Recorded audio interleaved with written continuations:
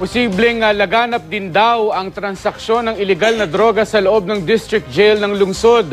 Ito ang naging hinala matapos makakumpiska roon ng ilang kontrabando at mahigit 20,000 pisong pera mula sa 2 babaeng inmate na sangkot sa kaso ng illegal drugs. Makibalita tayo kay Elmer Casiles ng GMA Bicol.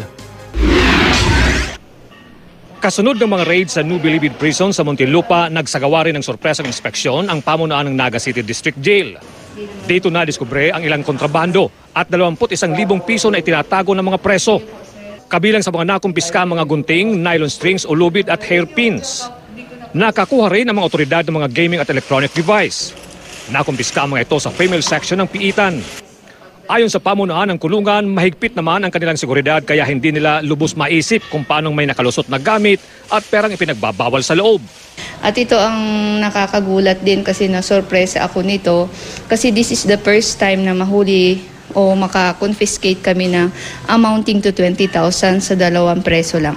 According sa initial interview natin sa dalawa, ito daw po ay iniipon niya na.